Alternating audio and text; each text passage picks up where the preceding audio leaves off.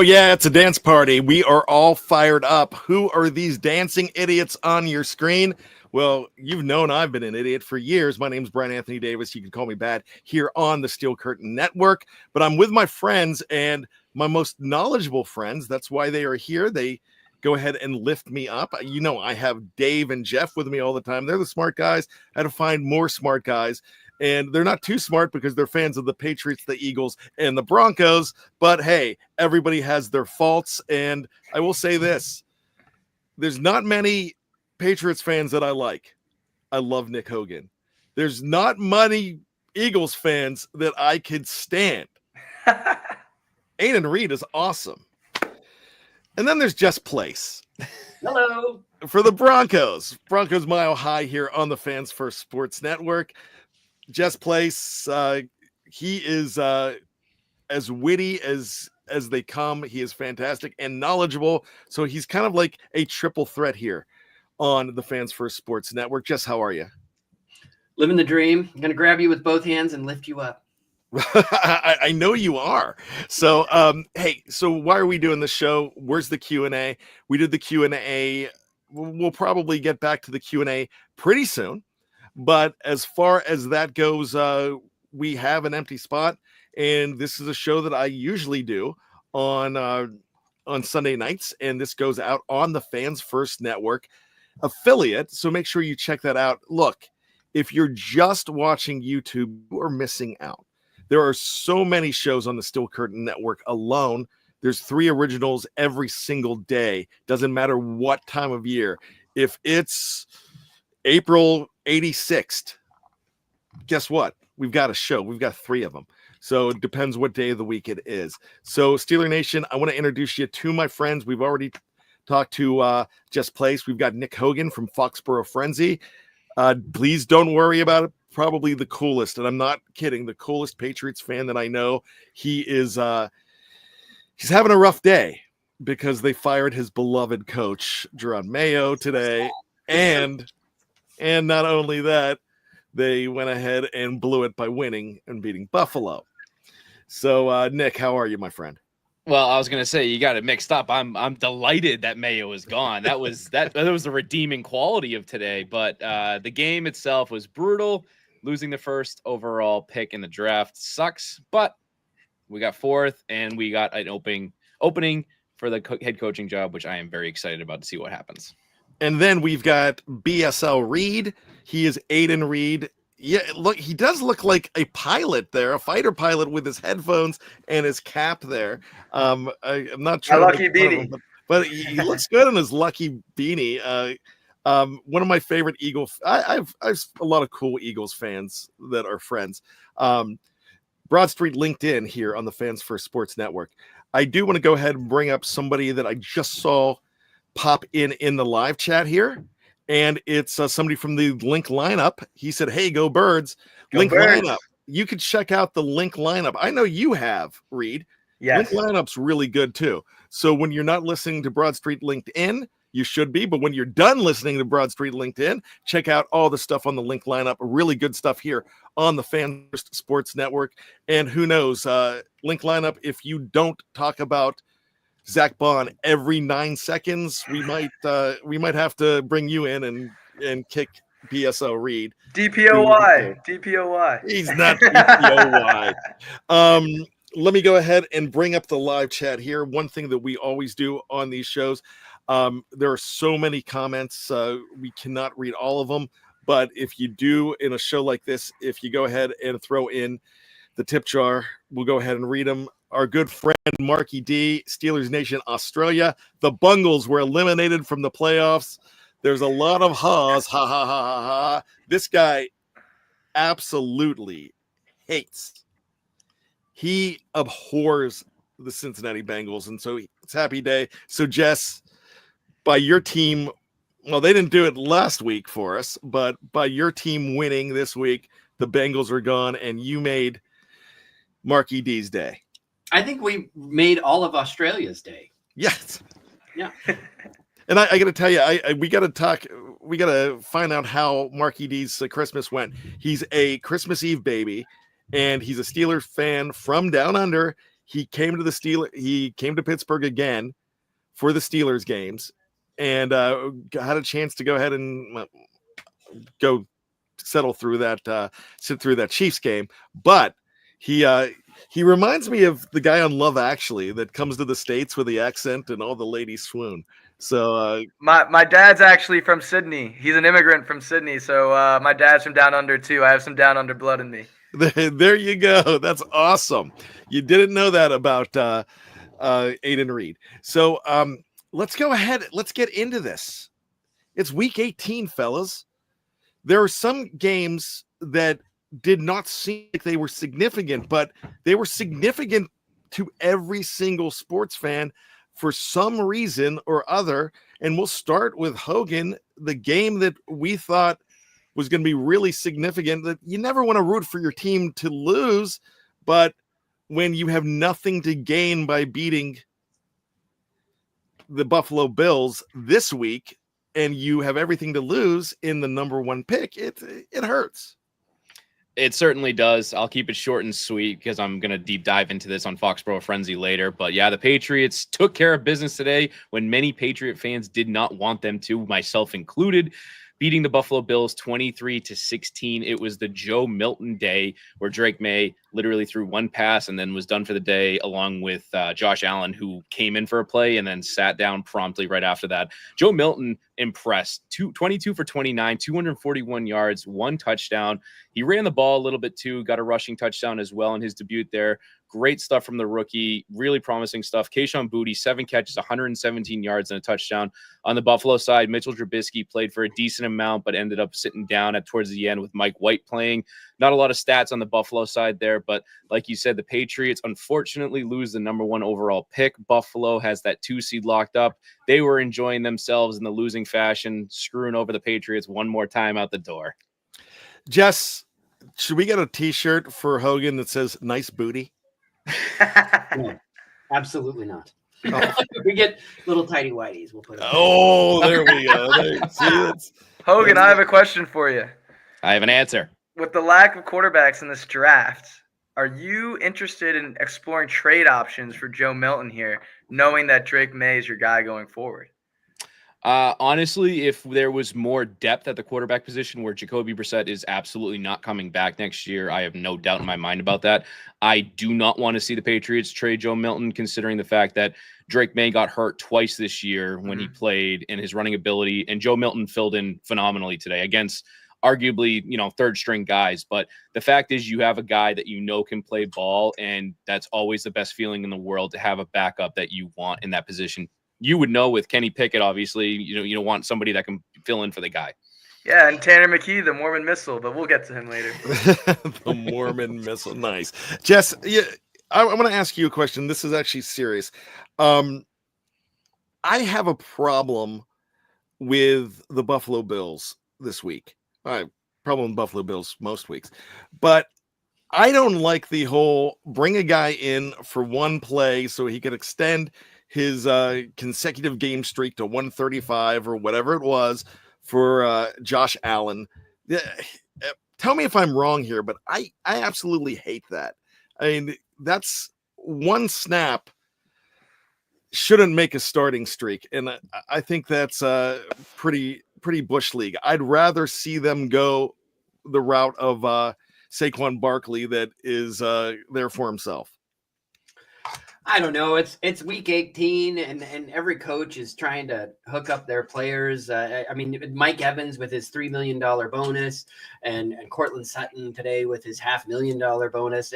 It's all part of that, like, end of regular season, like, I'm here for you guys kind of coach kind of vibe, and I'm okay with it. It's fine. It's like Brett Favre taking that dive for Michael Strahan. It's just, these are the kind of things that happen at the end of the season. It's just, oh yeah, don't remind Mark Gastineau of that. No. He's still mad. Oh boy. Oh, he's still mad, and I was angry back then in 2001. I thought it was ridiculous. Yeah, that was a major dive. It's not like they were teammates or anything, but we found out over the years. I don't want to get too far into this, but we found out that Brett Favre is a reputable guy, so I don't want to besmirch him at all. I mean, Hogan, are you with me on that? I am 100% on board with you with that. What do you think about the? No, I want to go back to the Josh Allen thing. Come on. Yeah, I'm conflicted on that because on one side I get like wanting the streak to continue where it's kind of a cool thing for the player individually, but at the same time for him to literally go out there and hand off the ball and be like, you got the start, now it's on you. It's like I'd be more upset that he had a loss against him now against the Patriots, which is just like, he does get the loss. Yeah. So it's kind of like, yeah, congratulations, you continued your streak, but you lost, so you're a loser. I didn't even think of it. You're a loser. I didn't even think about that, but it almost, Reed, you're a baseball fan, and even though you're Phillies, even though you're a baseball fan here, let me ask you this though: shouldn't it be for Josh Allen?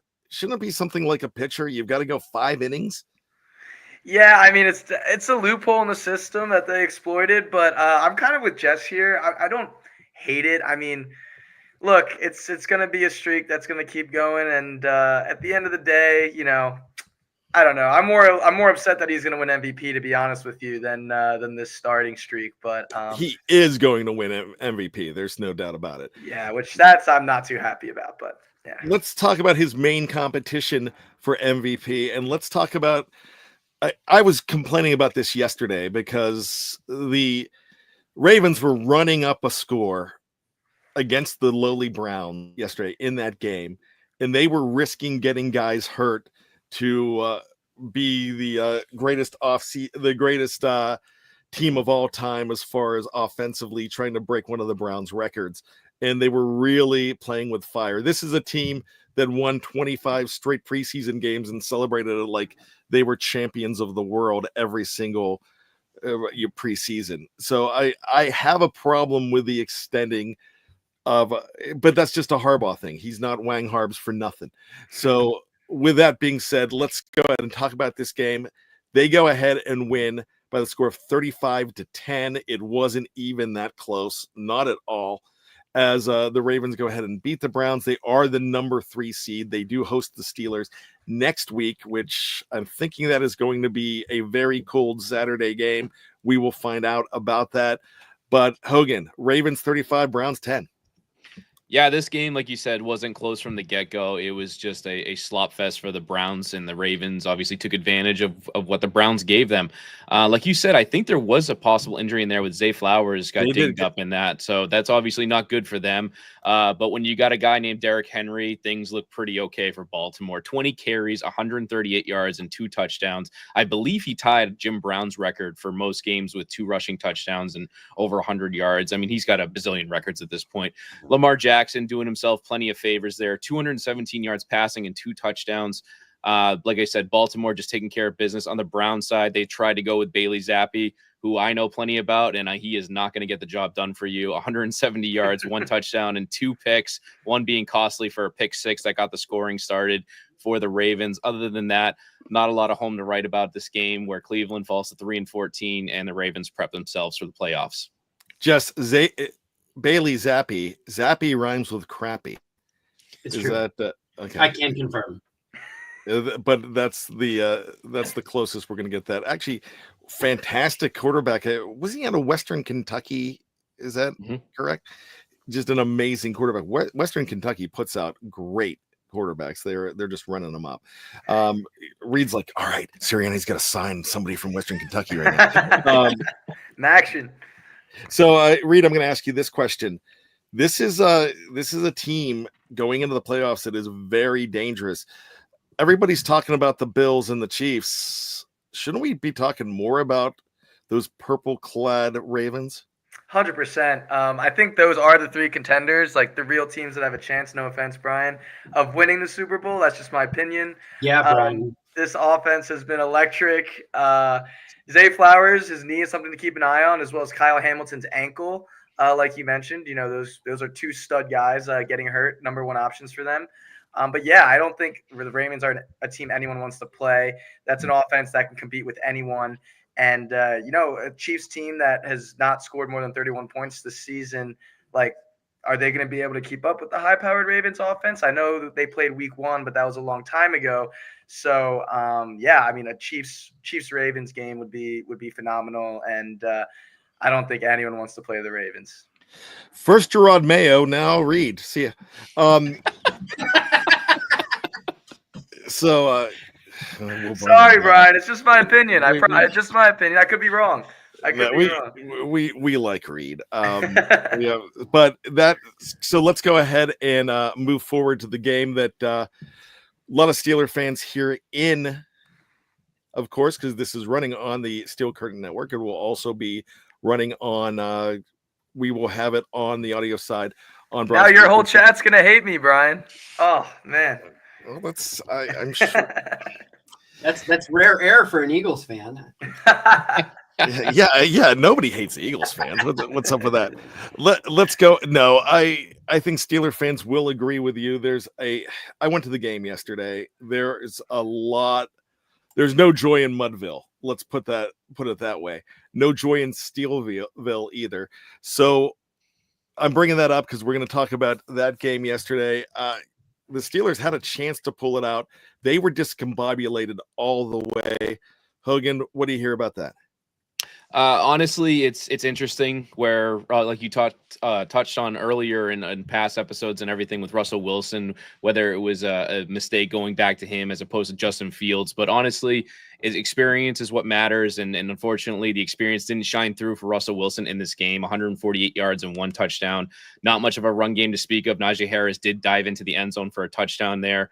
But on the Cincinnati side, Joe Burrow, again, 277 yards, 1 touchdown, 1 pick. Jamar Chase, 10 catches, 96 yards, and 1 touchdown. If I'm not mistaken, I believe he wrapped up the Triple Crown for receiving this season, which is just incredible. I know, obviously, Steeler Nation probably is not in particularly fond of the Bengals, but it's got to be pretty impressive to see what they did on that side. Although missing out on the playoffs where the Steelers continue to go into. That's all that counts, and that's how do you wipe the stink off of a 4-game losing streak, Reed? Yeah, I mean, it's tough. George Pickens is the biggest story coming out of this game, in my opinion. 6 targets, 1 catch, 0 yards. Russell Wilson had him on that last drive wide open, and that would have changed the narrative for sure. But, I think the biggest thing here is get George Pickens and Russ on the same page, get him dialed in this week in practice. And, he's the most potent weapon on the Steelers offense. So getting him in connection with Russ is the biggest goal in this week leading up to the playoff matchup with the Ravens, which, they are 8.5-point dogs, but Mike Tomlin on the road as an underdog performs great. So I wouldn't count you guys out. And I think the interesting part is that the Ravens would much rather see the Broncos or the Chargers than the Steelers, because the Steelers always play them well. And so I think that, speaks some volumes that I think Ravens really did not want to see the Steelers in this first round. Of course, I could talk all day about it, and that's what we do here on the Steel Curtain Network. But this is the Fans First Football Show, so we're talking about all 32 teams this week. But the Steelers, they were really in that game back in Week 16 against the Baltimore Ravens. They were in it. They had that Minka Fitzpatrick finally got off the schneid, and then Russell Wilson threw an interception. You mentioned getting George Pickens back into the fold. I don't know if that's possible. I really, there's a part of me that thinks that was George Pickens' last home game in a Pittsburgh Steeler uniform, because I think a divorce might be coming. He was trying to fight the fans. He was trying to, he did. And I know this for a fact because I was walking out there and saw him walking out of the stadium, and where fans were gathering to, say hello, welcome to the parking lot. He just went past and ignored everybody, didn't say a thing. There's a problem right now. And that started out this week with a columnist, somebody that is very well respected in Pittsburgh, and Alan Saunders, when he just basically asked, are you and Russ on the same page? Russ said that you weren't on that one interception, and he put his hood up and walked out. It took his ball and went home, and he is just, I'm really worried that there is a George Pickens problem in Pittsburgh now, Jess. Well, this is the first I've heard of it. So am I surprised? Russell Wilson, maybe he could do some high knees or something to try to fight.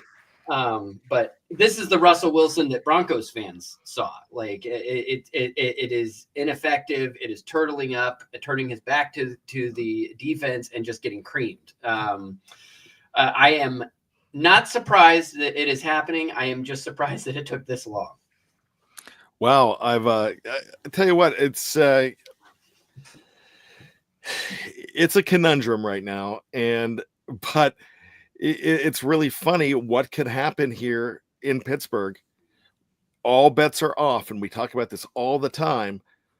I'm not endorsing saying it's going to happen, but when you're playing a divisional team, even in the playoffs, you just you throw out the regular season, you throw out even the last month, and you hope that they could somehow change their fortunes. Right now, a lot of Steeler fans are worried and pessimistic, and there's no reason they shouldn't be.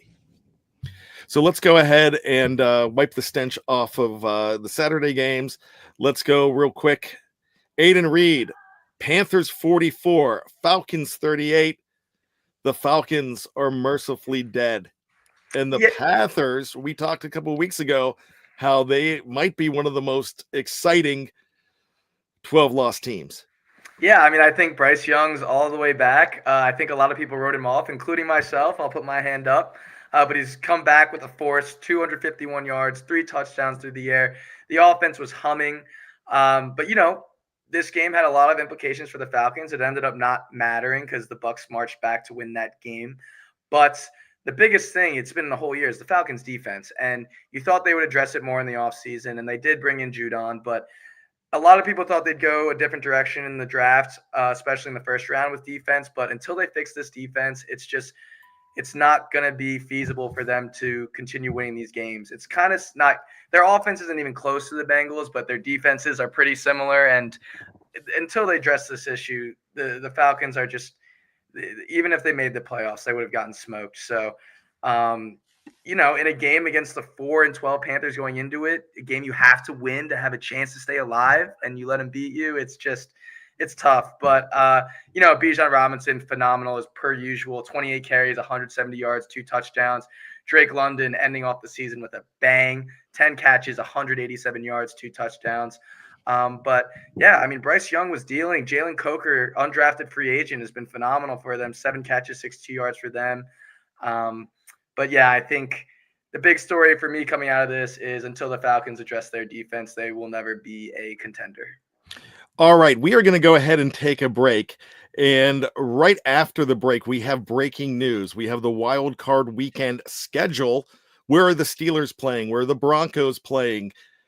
Where are the Chargers and Texans playing? I have all of that. We are going to have that when we come back. So stay right here.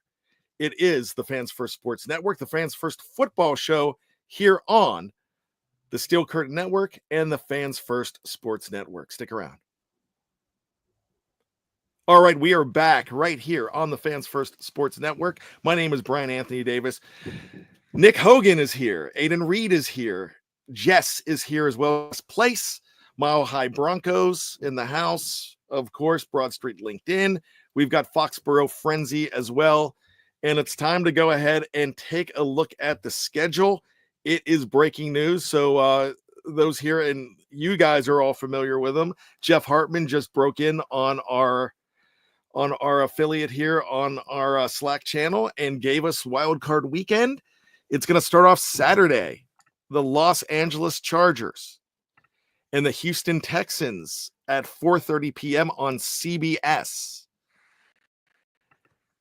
And Steeler fans, here you go. You might have to get your subscription out because Prime Video is going to be having the game. The first ever Prime Video playoff game will be the Steelers at the Baltimore Ravens in the frigid cold of M&T Bank Stadium. 8 p.m. on Saturday, where the Steelers will be playing the Ravens. On Sunday at 1 p.m. on CBS, it's Denver at Buffalo. At least they don't have to play a night game in Buffalo.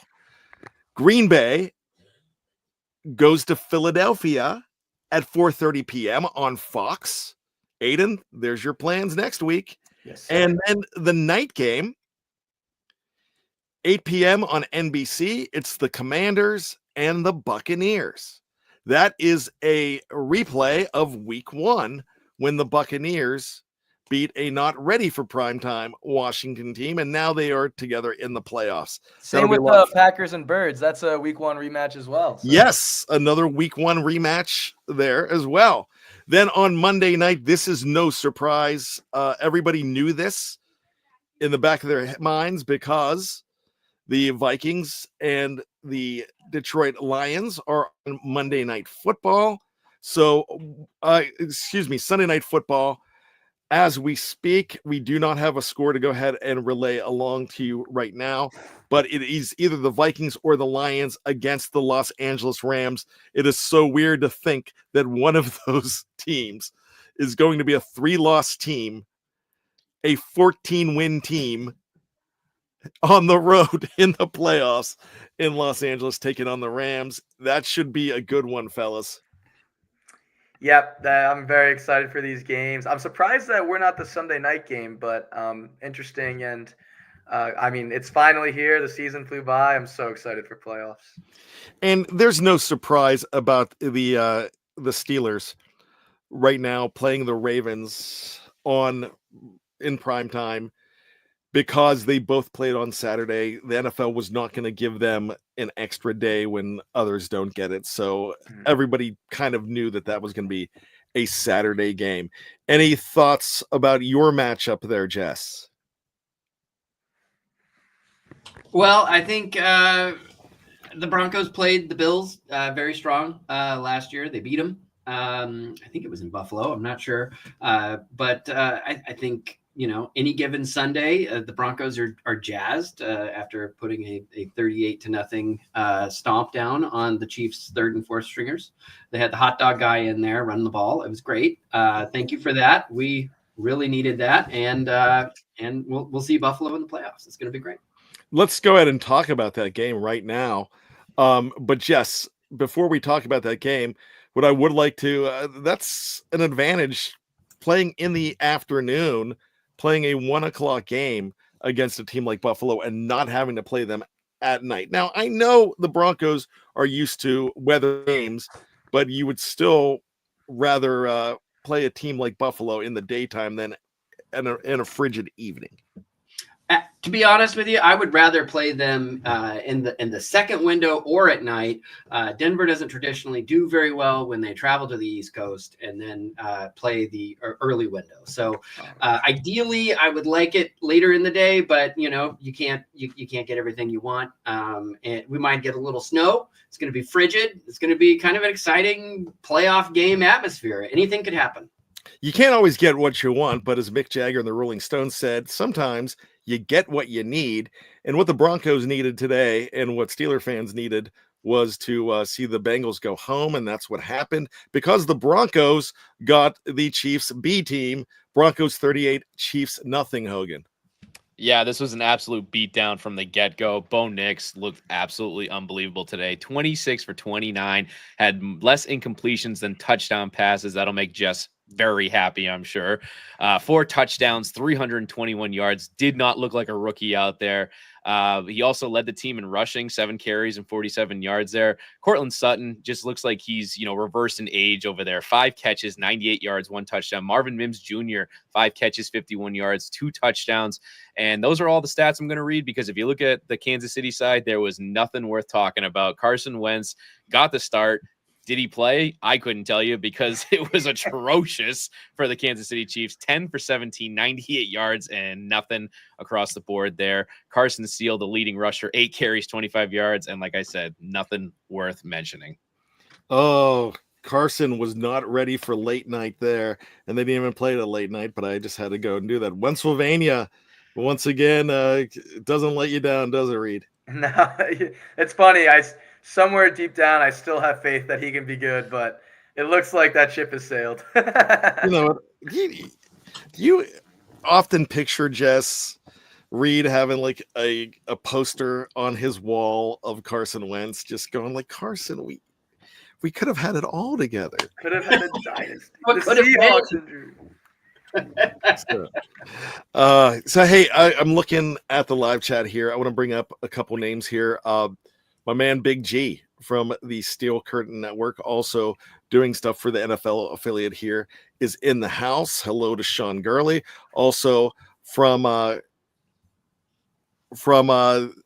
Cowboys, one of our Cowboys affiliates here, be Michael Davis as well, and the great show here on Fans First LinkedIn as well. So we have a couple good Dallas affiliates, and that's one of them as well. So it's good to see B. Michael Davis, and he's saying that the Broncos D will be an issue. Believe me, he's telling you that right now, and now he's going and piling on the Eagles. So that'll be a good fight. We might have to have that on Amazon Prime. Enjoy Cancun. Reed and Michael. Oh, listen, all right. Jess, any final thoughts about that game? I know you're talking about the hot dog vendor, and even the hot dog vendor is standing up to him. If you know, Chief Janice will say, "Oh, we gave this to you. Congratulations!" I'm really proud of what the Broncos have done this year. I didn't have them making the playoffs. I mean, rookie quarterback. You're in the Russell Wilson financial hole. You've negotiated away all your draft picks for it seems like the last 2 decades. In terrible decisions. So Bo Nix today set the passing percentage record, which for the Broncos, which was kind of exciting over Peyton Manning. So that's significant. And for me, the highlight of the game was right around the end of the third quarter. CBS broke in and said, "We're going to go to a more competitive contest." I cannot tell you the last time the Broncos were preempted for doing well. So that was a nice change of pace for this season. Just really happy, really excited that Denver's has an opportunity to keep their season going. So we'll see you in Buffalo, Bills, in the snow maybe. All right, so now that Aiden Reed has gone and offended all of Dallas, and let's go ahead. It's friendly banter. Let's go ahead and go to that game. The Washington Commanders with a late win. My gosh, it didn't have to be Jaden Daniels this week for heroics at the end, beating the Cowboys 23-19. And real quick, I wanted to jump in. I mentioned we have some good affiliates here. I did not mention their names. I apologize. B. Michael Davis is with Star-Studded Cowboys, and we also have the Cowboys Global Cast with Mod as well. Really good stuff. So make sure you check out those. Commanders Cowboys, Reed. Yeah, wow. Late end heroics. Last second touchdown by Scary Terry. Michael B. Davis. I was cheering for the Cowboys in this one. I wanted to beat down on the commies in the first round, but didn't go that way. That's what I call them.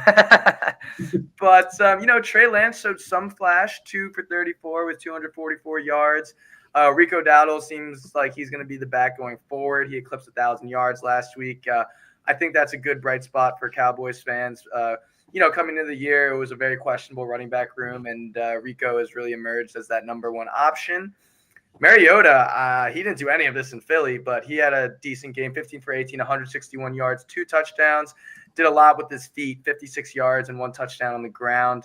They rested Jaden Daniels early in the game, but the Commies, they lock up the 6th seed with this game, so they'll be going into Tampa Bay with the Rams losing to Seattle, which to me was puzzling. We'll get to that, why they rested their starters, but it's good momentum for them going into the playoffs, and I think it's a very winnable game in Tampa, which, as you mentioned, Brian, is a Week 1 rematch. Jaden Daniels' first game, they lost 37-20, but this is a completely new Washington Commanders team, so we'll see what happens there. Very excited for that matchup. I believe the spread is Bucks -3, so should be a good one. Hogan, this is a crazy question, but when you're playing in Tampa, as this is a game that Washington's going to Tampa, it almost seems like a vacation more than anything to go and play a team like Tampa that even though that there are some fireworks, the Commanders, everybody's talking about how the Commanders are weak as wild cards with all those NFC North teams. But tell us why we should take the Commanders. I can't say commies. Commanders. Is that bad? Seriously. No, I mean, they're in the nation's capital, Reed, and the Commanders. It's like, military and staunch, and you're like calling them commies. All right. Well, I'll talk about the Commanders like you were asking about there. I can't say that it's going to be a vacation by any means with them going to Tampa. And obviously, like you said, week 1 was miles away from where we're matching up in the playoffs now here. But the big thing that I look at the Washington is they're not going to take anybody by surprise with the way that they played this year so far. And with that, Jaden Daniels has been, electric as a rookie with what he's been able to do, throwing the ball, running the ball. Terry McLaurin's had a resurgent, obviously, with Jaden Daniels throwing the ball. And then defensively, they've looked really well there, too, with obviously Bobby Wagner leading the pack there. And then it's going to be interesting to see if they get Marshawn Lattimore back in time to match up with his old buddy Mike Evans. That's going to be a matchup to watch. But honestly, I wouldn't write off the Commanders. I mean, they have a chance. And the biggest thing is Tampa is still a banged up unit. They granted they have Baker Mayfield, they have Mike Evans, but at the end of the day, they're not the same teams they were that met up in week 1. So like we said before on the show, anything can happen. All right, Jess, I want to ask you a question, and it's more on the Dallas side here. There could be major changes in Dallas, but we're seeing two young players do awfully well in Trey Lance, who might be on his way to a possible career resurgence with Dallas. That doesn't always happen when you pick up a guy that failed elsewhere, when Dallas picks up a guy that's failed elsewhere. And Rico Dowdle's doing something special there as well, Jess. Yeah, I mean, who knows what madness lurks in the minds of Jerry Jones. Either he does a complete revamp, which is scary, or he does nothing, which is also very scary. So you never really know what you're going to get, because it's the mania and the I don't know, the weirdness of Jerry Jones. No one knows what he's going to do, not even him. So I don't know. The Dallas Cowboys seem like they have a long way to go before they get back to their 90s glory, despite what everyone tells us every year and jamming 5 national Dallas games down our throat every year. Like that and the Giants this year. I mean, between the two of them, good gosh, that was some bad television. They still have to pay Micah as well, so we'll see what happens there. Yeah, right. I know he wants to be an Eagle, but sorry, I'm just kidding. I don't know if he wants to be an Eagle now. Well, if you look at the scoreboard, if you take the scoreboard away, if you take the salary cap away, if you take everything away, that was an absurd statement. That was close. All right, let's talk about the EAGLES Eagles. 20-13, fly Eagles fly over the Giants. Not much of a surprise. You could probably wrap this up really quick, Reed. Yeah, this will be quick. We can go more in depth on Broad Street LinkedIn, so check us out there. But I love me some Mormon missile action. That's what we call Tanner McKee here in Philly.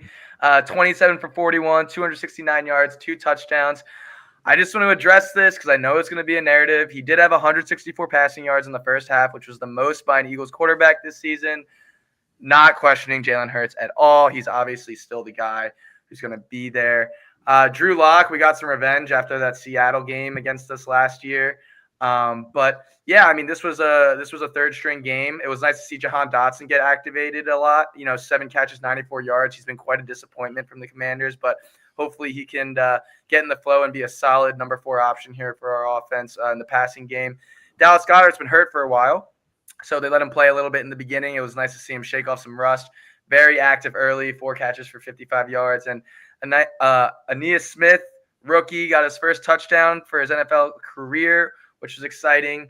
But yeah, I mean, nothing really to address on the Giants side of the ball. I think they wanted to lose this game to improve their draft stock. And Malik Neighbors did have a nasty touchdown in this game. And if you're a Giants fan, you've got to be very excited for what the future holds with him.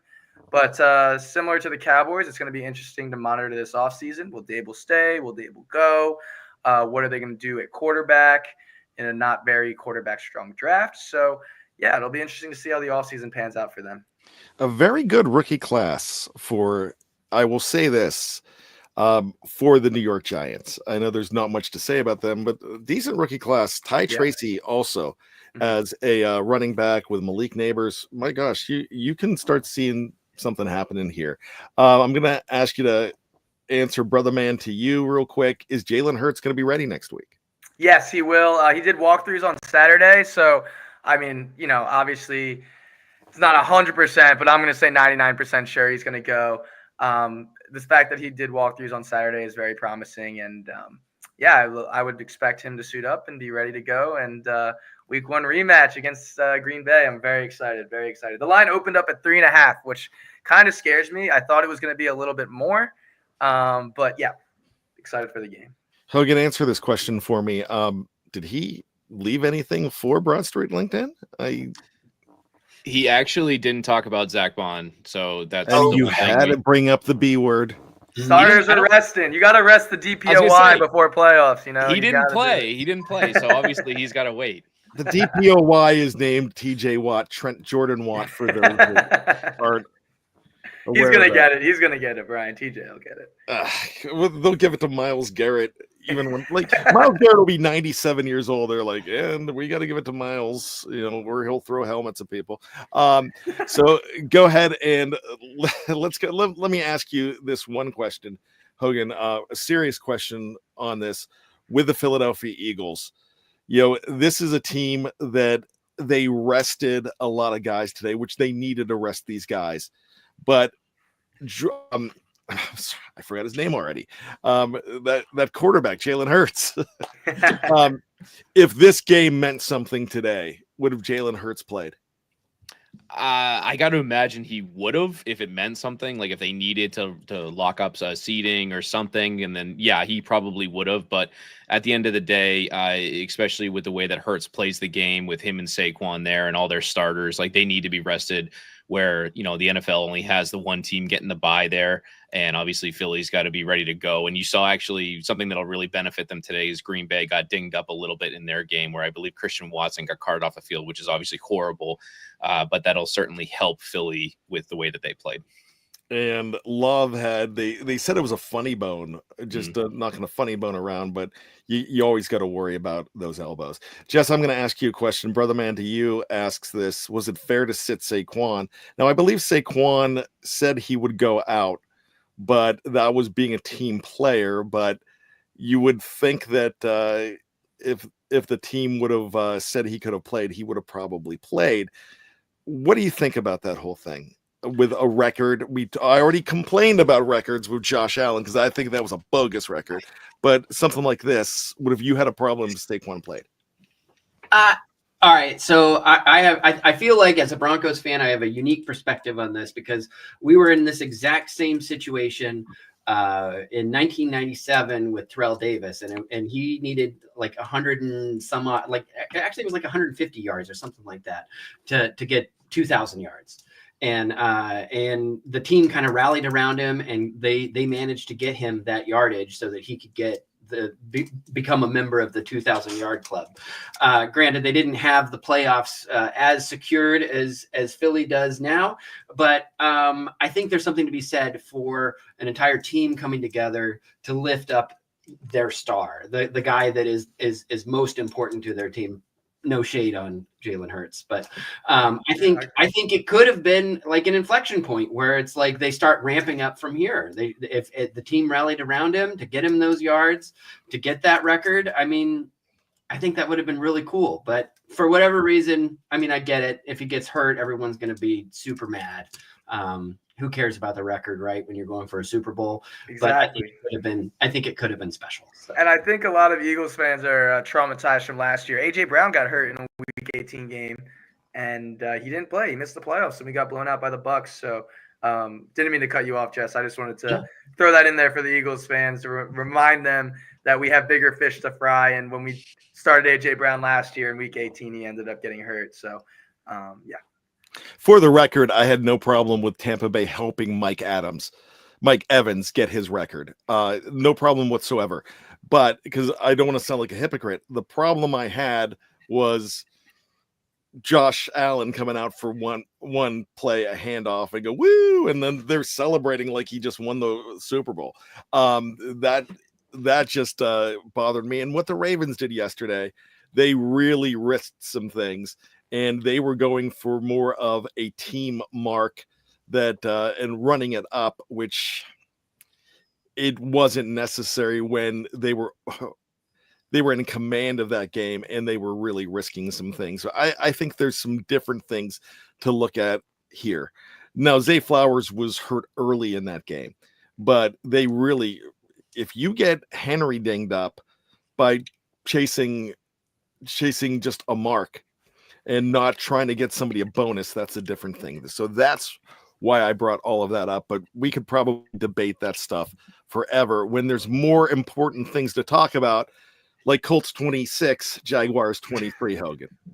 Oh, gosh, you have to throw this one on me, don't you? All right, we'll talk about You're it. You're an anyway. AFC guy. I mean, I didn't even want to watch this game, but like I said, we'll talk about it. They lose the number 1 overall pick, and now you make him talk about this game. Like, right, yeah.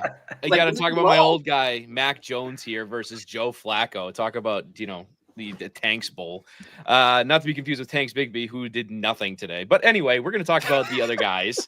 Joe Flacco, obviously trying to make amends for last week in that awful showing up against the New York Giants, where the Giants lost their number 1 overall pick there. But Joe Flacco looking a little bit better, 23 for 40, 264 yards and 1 touchdown. Jonathan Taylor, absolute beast mode, 34 carries, 177 yards, 1 touchdown, held onto the ball, did not drop it before the end zone. Josh Downs having himself a decent day, 10 catches and 94 yards. On the Jacksonville side, obviously they fought till the end in overtime there. Mac Jones doing what he could do, 225 yards, 1 touchdown, 1 interception. No real running game to speak of, except Tank Bigsby did get into the end zone for 1 touchdown there. Brian Thomas Jr. arguably had one of the better receiving rookie years out there. 7 catches, 103 yards, no touchdowns, but man, oh man, he had himself a heck of a year. And obviously I consider him a huge Pro Bowl snub, if you ask me. But the Jacksonville Jaguars have at least Brian Thomas Jr. to look forward to going forward. Indianapolis looks to pick up the pieces into next year where they hopefully won't screw things up. Hogan, could you honestly, Mac Jones has played well as a Jacksonville Jaguar as a backup. I think they kind of found something. I don't think they found a franchise guy, but they found a quality backup for Trevor Lawrence, wouldn't you say? I would say so. I think that's the big thing with Mac Jones. If you actually watch his game, and I know I like to clown on him a lot because of what happened with the Patriots. I mean, I don't think the Patriots did him any service with his time here. But honestly, if you give him a clean pocket and you have decent players around him, I think he can be a serviceable backup in the NFL. He's going to be a journeyman. He's going to probably play for 10 different teams, but he's going to be a guy that you can turn to. And if you need to put him in the game for a quarter or two, he's not going to lose you the game is the best way I'll put it. Yeah, I would probably say that. Jess, would you take him in Denver? No. Not to back up Bo Nix, or just Bo Nix is that amazing? Is that what it's Bo Nix or nothing. I mean, we've already got, we have Zach Wilson as our 3rd string. So I mean, there's no room for another. Oh, that's the ultimate cast off there. All right. So my brain hurts. I can't talk to you anymore this segment. So let me go ahead and let's go ahead and take a break. We'll be here. We'll be back in just a second. Stick around. You don't have to leave anywhere. We're just going to take a quick break. It'll be me pausing right after this for the return and the final part of Fans First Football Show here on FFSN and simulcasting tonight on the Steel Curtain Network. Stick around. Welcome back to the Fans First Sports Network. It's the Fans First Football Show. It's week 18. I can't believe we have done 18 of these, and we still like each other. That's the most amazing thing. I cannot believe. I never thought I would have a Patriot friend. I would have a Eagle compadre, and I'd have a guy I know that is a Bronco fan. Thank you. I kid because I care. There, Jess.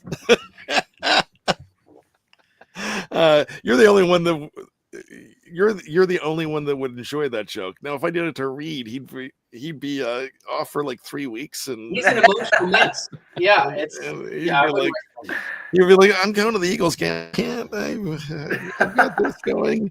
I'm celebrating Arbor Day. So just joking. I like to mess with these guys. No, this has been a pleasure this year. Let's continue. Did we talk, Hogan? Did we talk extensively stats on the Patriots game? I don't even know. I mentioned the noteworthy ones, but honestly, we don't need to. Well, let's go back. Let's go back and talk about the Patriots again. No, we don't need to. I don't need to relive what happened today, other than just what happened after the game. That's on repeat in my mind right now, where I'm just doing jumping jacks of joy for that. All right, let's talk Bears, Packers. This one, it looked like the Packers had a last-minute win here, but no, they dropped in the playoffs. Second loss in a row, 24-22. This was a Super Bowl win for the Bears, 24-22 for at least their fans, wouldn't you say, Reed? I actually was watching this game with a Bears fan, and he wasn't too happy just because the NFL this year is so top heavy and bottom heavy. There's so many teams that are 4-13, so many teams that are 3-14. So the Bears winning this game drops them out of the top 10, which my friend wasn't too happy about, but I think it's still a good win for the culture moving forward. When's the last time they beat the Packers? God knows how long. And, you wanted Caleb Williams to get a win like this and carry some momentum going into next year. But Caleb Williams didn't do too much, 21 for 29, 148 yards and a touchdown. Jordan Love only played for a little bit. Malik Willis took over for the bulk of the game. Josh Jacobs as well. So I'm not saying it was a Mickey Mouse win, but a lot of the game was against the backups. But, like I said, I think it's still good for the culture going forward. And DJ Moore, stepping out, shining in his last game, 9 catches, 86 yards for a touchdown. If you're a Bears fan, I think you're ready for the offseason, and you're ready to explore head coaching options. And I think you're hoping for Ryan Poles to get fired as well. But time will only tell. And for the Packers, I was personally cheering for the Packers because I wanted the commies in week 1. But, again, not a very important game for them. And they'll be rested up and ready to go against the Birds. But you did mention the Christian Watson injury, which is obviously a huge blow. You never want to see a explosive player like that go down. But, we will see them at the Link on Sunday at 4:30. Isn't that something General Patton said? I want the commies in week 1. Hogan, let me ask you this question. I can't believe how often this is the word commies has ever been mentioned on the Fans First Sports Network. I don't even know where I'm going from here now, but we have talked about the devastation to the Patriots fans for losing that first pick. We just heard how Aiden's buddy, the Chicago Bears fan, was upset that his team won today. But let's go from the player's perspective. There's no way any of those guys aren't trying to win because this is their legacy. It's their time.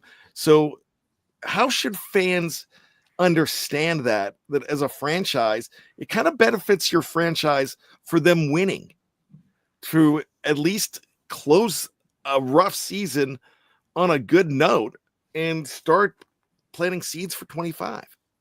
So the big thing that I'll speak to on this, and I'll definitely go more in depth on Foxborough Frenzy in the next episode, is that I took a lot away from the press conferences after the game today, especially from Joe Milton, who went up there and was just smiling nonstop, was a beam of light, was the happiest guy on the planet, still saying everything didn't feel real to him. The fact that he got his first chance in real NFL action outside of the preseason.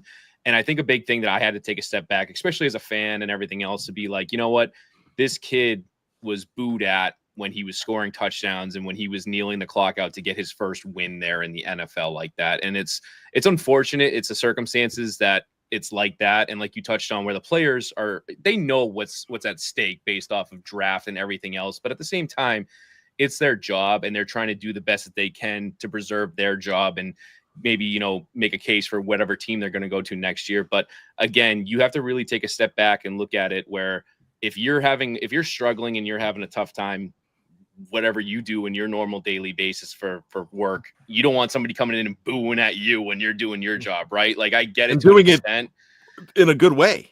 Right. So, like I said, the big thing, the eye-opening thing for me was some of these kids. I mean, Joe Milton's probably 21, 22 years old. He's not, an older guy, a veteran or anything like that. He is enjoying himself to the best of his ability.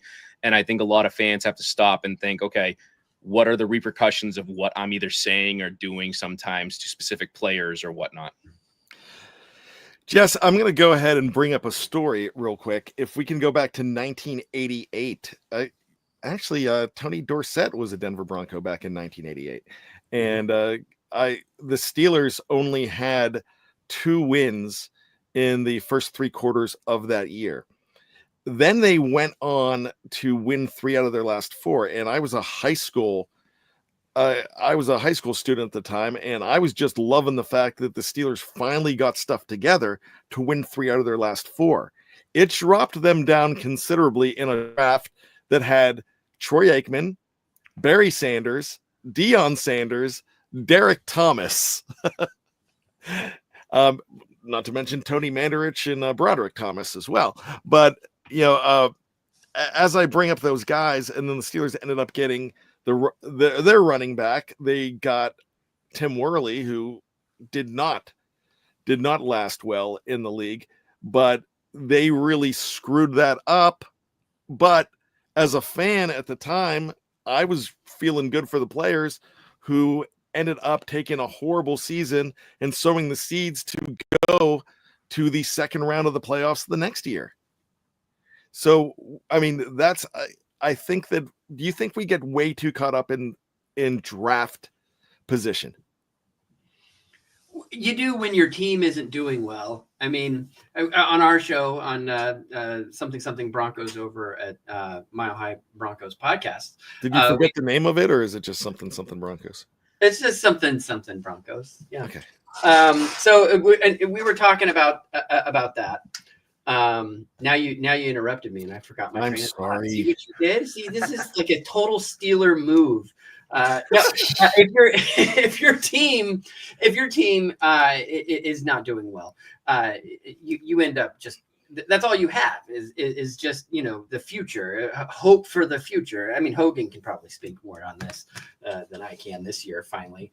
So we were talking about how great it is that we don't have to focus on a coach search, a quarterback search, all the stuff like draft positioning and all that. Like, this is the first time in like 9 years that we haven't had to do that. And so I believe it's just like the best coping mechanism for like Raiders fans or Browns fans or Miami.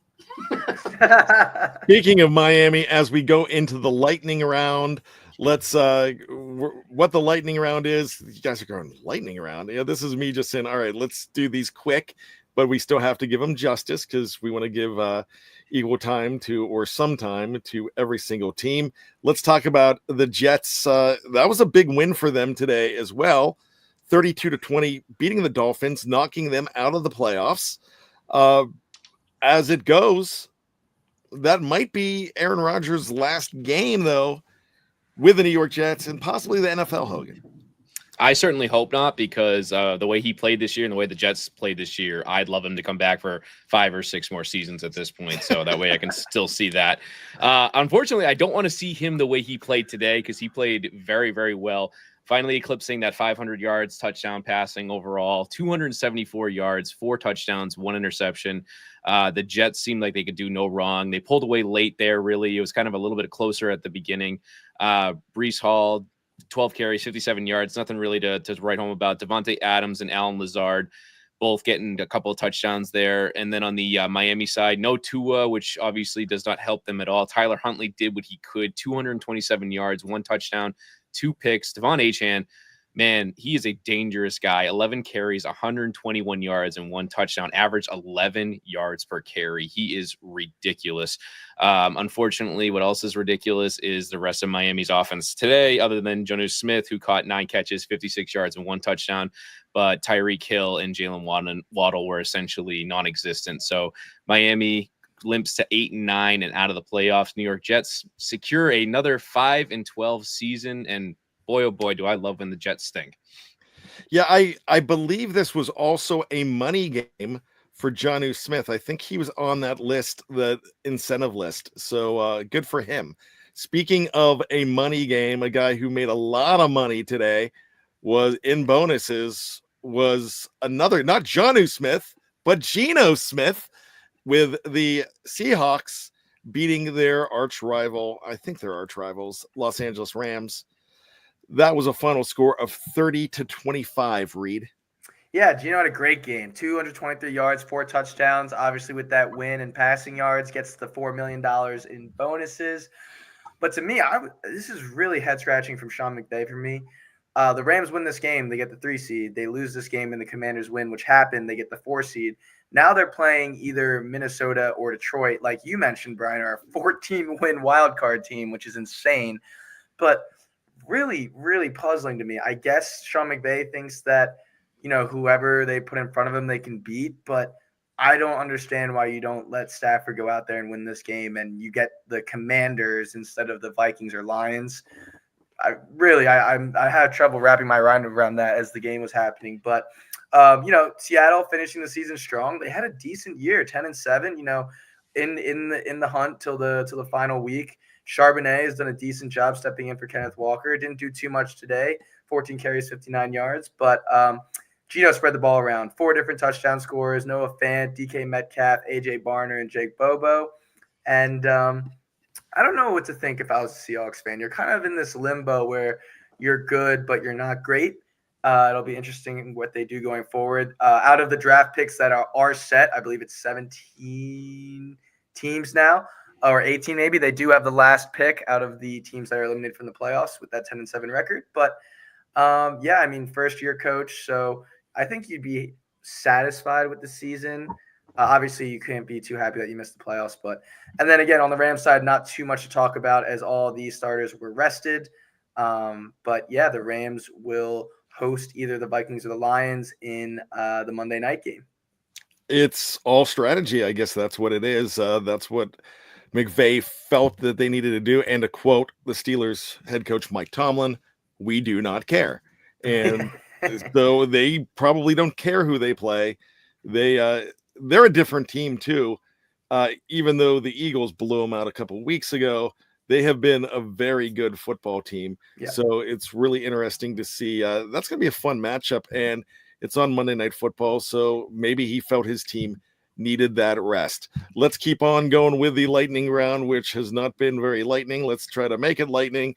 Nothing's going to make it want to go faster than Cardinals 47, 49ers 24. Here, Hogan. Yeah, this one was obviously limping into the final season there with neither of these teams making the playoffs. Arizona taking care of business, like you said. Kyler Murray, 242 yards, 4 touchdowns. He looked incredible against a banged-up 49ers team that was not playing Brock Purdy today. Joshua Dobbs did what he could, threw 326 yards, 2 touchdowns, and 2 interceptions. Patrick Taylor Jr., 17 carries, 109 yards there for San Francisco with the plethora of injuries that they've gone through. Ricky Pearsall getting 6 catches, 69 yards, and 1 touchdown, which is nice to see. A little bit of a skirmish in the game. Juwan Jennings got thrown out along with the Arizona defensive back when they both went at it there a little bit. But overall, both teams looking to hopefully improve going into next year, where Arizona had the disappointing loss a couple of weeks ago that they did to get knocked out. And then the 49ers, obviously, that Super Bowl hangover just really hit them hard this year, especially on the injury front. So it'll be interesting to see if the 49ers can bounce back next year. And the interesting thing going in the offseason is going to be what happens with Brock Purdy, if he's going to get paid or if he's going to move on. Yeah, that's something that we're all interested in seeing. Chargers 34, Raiders 20. Reed. Yeah, this was, the Chargers could lock up the 5th seed with the win in this game. Herbert had a phenomenal game. I think he broke, I forget how many, I think it was first 5 years in the league, maybe. He broke the record for most passing yards, 346 yards, 2 touchdowns. J.K. Dobbins had an injury scare, which I'm sure had all the Chargers fans' heart stopping. But he had 18 carries for 63 yards. And Quentin Johnston, I mean, I don't know what to think of this guy. Even his phenomenal catches, it still looks like he has no hands. I don't know if you guys saw that one-handed grab. It was incredible, but it was also like, I don't know. I don't know how to explain it. You got to watch the catch. But 13 catches, 186 yards. The Chargers rocking and rolling into the playoffs. Very winnable game against the Houston Texans in Houston. They're 2.5-point favorites. And, the Texans haven't looked great this year. So I think there's a decent chance we will see the Chargers move on. And real quick, I just wanted to touch on Ricky Pearsall with the gun celebration after coming back from the gunshot wound was pretty cool. But, so Chargers looking to continue their run and beat the Texans in Houston. I don't even know what to say to that. So I'm just going to. I think we have one last game here, if I'm not mistaken. Texans and Titans. Texans 23, Titans 14. Did we talk about the Buccaneers and Saints? No, I was going to say that. But yeah, those are the last two. All right, Hogan, let's take Texans and Titans here. 23-14 in favor of the AFC South champions, Houston Texans. I suppose if we have to talk about it, we will. This was the Puke Bowl with 4 different quarterbacks playing. Davis, Mills, CJ Stroud played a little bit. Will Levis in there, Mason Rudolph. Nothing really to write home about for any of these guys. The biggest numbers of the day came from Dameon Pierce, who took full advantage of relieving Joe Mixon there for Houston. 19 carries, 176 yards, 9.3 yards a carry, 1 touchdown. He was awesome. Houston sinks Tennessee to give them the number 1 overall pick. They are on the clock. Houston looks to not lose in the first round against the Chargers. 92-yard run, I believe, in the first quarter or first or second quarter for one Dameon Pierce, who I think I still have him on my fantasy team somewhere. Buccaneers 27, Saints 19, Reed. Yeah, I'll keep this very brief. The Bucs tried to lose this game. They marched back to win it, but talking about Bush League and the record, I don't know. I mean, I have no problem with them not kneeling and getting Mike Evans the 1,000 yards, but celebration was a little much for me. I mean, he's done it 10 times already, and he only beat it by 4 yards. But besides that, Saints did all they can to spoil the Buccaneers' hopes. Didn't matter anyway because the Falcons lost. Bucky Irving continues to be phenomenal. 19 carries, 89 yards, and a touchdown. Mike Evans, as mentioned, had 89 yards, needed 85 to reach that 1,000 mark. But I'm really impressed with Jalen McMillan this year. He's been phenomenal. 5 catches, 70 yards, and a ridiculous touchdown catch. If you guys didn't catch it, go ahead and check it out. It was great. And the Saints, I don't know what they're doing. Spencer Rattler, 240 yards and a touchdown. Clyde Edwards-Helaire, 8 carries, 26 yards. I mean, not really much here. It'll be interesting to see if Chris Olave continues his NFL career or not, because I know they were discussing that. But not much to address there besides the comeback from the Bucs here. All right, one more game that we have not touched upon. It is right now the 2-minute warning. It's the Lions 7, the Vikings 3. So, Jess, this is what we're going to do because I shut you out of the lightning round. I'm going to give you the great hurrah. You can go ahead and just make up the score of this game if you wish. The Lions came out on top. It's 12-6.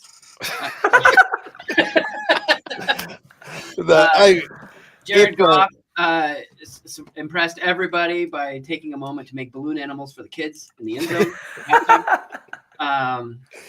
Really, he's just a class act. In hindsight, that was the worst idea ever, Brian. So thank you, Jess. No, you don't like balloon animals? Yeah. There was an incident back in 1979, so we don't talk about that at the Davis house. Now, gentlemen, this is of course, as we're recording this, as we are live, that game is going on. I can't wait to go ahead and delve into that game. Fantastic. What are you thinking, though? I'm going to go across the board. Who do you think ends up with the bye here, Hogan? I'll go with you. Start with you. I got to go with my gut and pick Detroit. They've just been on top of it since the get-go, and they're playing at home in front of their home fans. It would be really disappointing to see them not seal the deal tonight. Reed. Yeah, it's big. Anzalone's back. They have so many injuries on defense. I do have the game up, so I'm a little biased. I've seen what's going on. Goff had a pick. The Lions keep going for it on 4th down as expected. I want the Vikings to get it, so I'm going to say Vikings. That'll be my prediction. Jess. I think Detroit losing is antithetical to their season. Like, this is kind of their moment, and I think Detroit's going to take it and run with it. I think there's something special about those Minnesota Vikings too, and I think they have been playing. younger brother all year to Detroit, with Detroit just being the darling team. And this is the Minnesota no longer is going to be the ugly stepsister. So I'm going to go ahead and say Sammy D and the Vikes. So whatever happens, we will have it here on the Fans First Sports Network. Make sure you check out the great shows that we do here like Vikings First and School. From bleachers to speakers also is our Lions affiliate. They do some great stuff there. David Stefano and his crew do an awesome job with Vikings First and School. So make sure you check them out. They are going to be factors in the playoffs, as well as the Denver Broncos. So check out Mile High Broncos, Jess and the crew. Check out Reed, who they're playing next week. So with that going on, check that out. And if you've got nothing else left to do, we need some numbers here on Steel Curtain. No, on Foxborough Frenzy. Check them out. Really good stuff as they are getting ready for, hey, they've got important stuff. They've got a coach to find. So there's so much to listen to about the Gerard Mayo experiment. That is the Mayo went bad. So they've got to talk about that. And isn't that a bowl too? Isn't there like a Duke's Mayo Bowl or something? There's so many bowls. Yeah, there's so many. I think there's a Mayo Bowl. I'm just done with Mayo. All done. Yeah, you're. I thought of the you have ants commercial. Expired. Good one. Mayo expired. Get him out of here. I like the one when they have a rat in the basement. It's a great commercial. All right. In the attic. Like, it's great. Let's get out of here, but make sure that you check out the Fans First Sports Network and their great lineup of not only NFL, but all across the sporting universe. There's some really great stuff there. Check out, if you're checking us out on YouTube, make sure you check out the Steelers here on the Steel Curtain Network. Also, some other great Steelers shows. Breakfast with Ben's. You have Alan Saunders and the Afternoon Drive. You have so many great things here. Other shows to go ahead and check out as well. Make sure you check out the Jacksonville Jaguars Insider Network, the Los Angeles Rams Insider Network, the Las Vegas Raiders Insider Network, and everybody else here that makes up just fine affiliates here on FFSN. So, gentlemen, this is where we get on out of here. This is where we say those lovely two words that we say every week that we could never say in unison for some reason, but we're going to try it this week to see if we can finally do it in 18. Thank you for listening. We will see you all soon. 3, 2, 1. Go football! Go. I guess that was close. Watch me go.